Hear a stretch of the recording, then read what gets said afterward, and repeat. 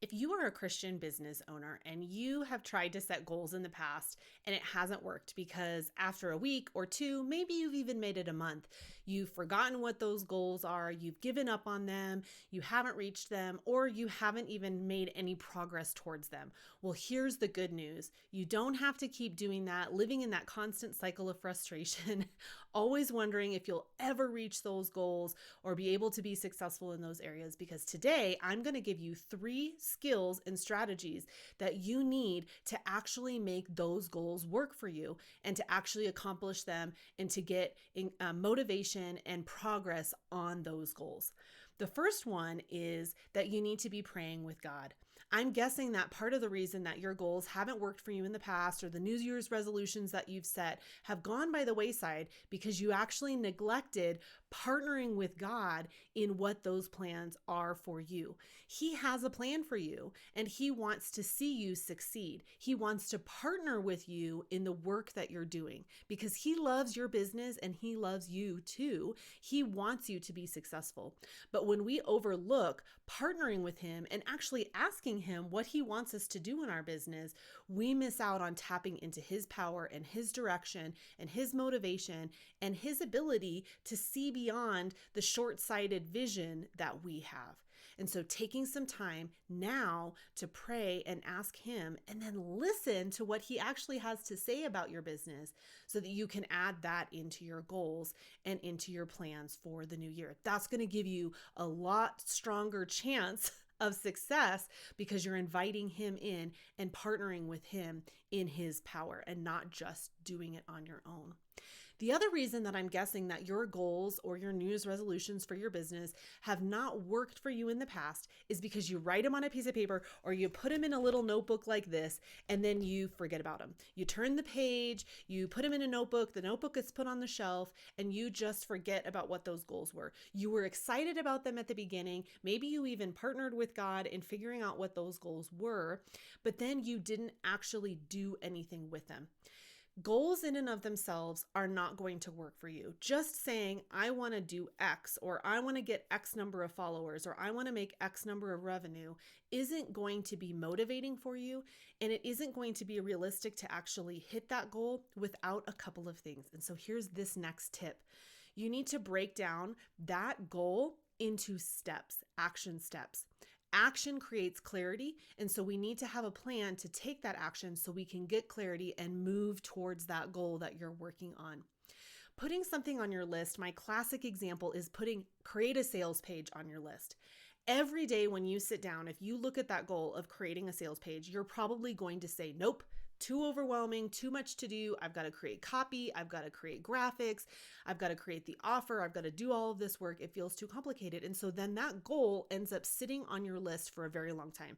And here's a little side tip. What that also does is it continues to take up space in your brain about needing to do it. It creates guilt and shame because you've got it on your list and you haven't done it. And it just creates this cycle of doing the opposite of what you had hoped that goal was going to do, because it actually decreases your motivation to do it instead of increase it. So let's work on creating some action steps for that goal. So instead of just create a sales page on your goal list, break it down into at least 3 to 5 action steps that you can take. 1, create the copy that I need to create for that sales page. 2, go in and actually detail out the offer and what's going to be offered in that offer. How much is it going to cost? How long is it going to be? What's going to be a part of that offer? How many calls, or how much, what programming or what digital downloads, what is that going to entail? Another step might be creating all the graphics for that sales page. Then it might be that you're going to go in and you're going to actually put it into your system. I use Kartra. I love Kartra. It's very easy to use. But if I go in and start to create that sales page and I haven't done some of this work ahead of time, it's super overwhelming. And so now, instead of putting a goal of create a sales page, I've got all these action steps that are much more realistic for me to do when I sit down and I go, okay, I just have to create the copy this week for this sales page, or I just have to do the copy today. That becomes an actionable step. It gives me clarity towards reaching that goal that I can actually do. And then I actually get excited about doing the work instead of just feeling overwhelmed by this huge, massive goal that is too overwhelming. It's kind of like when we redid our kitchen. If I just put on our to-do list, redo the kitchen, it would have never gotten done. But when I broke it down into small steps, well, to be honest, my husband and our contractor, but we broke it down into small steps of what we needed to be doing each week, it actually became a lot more manageable and we could actually hit those targets. Another part of creating goals that have an action list with them is creating deadlines. Giving yourself that accountability to say, I'm going to create that copy on my sales page by this date. And then I'm going to create the graphics on my sales page by this date.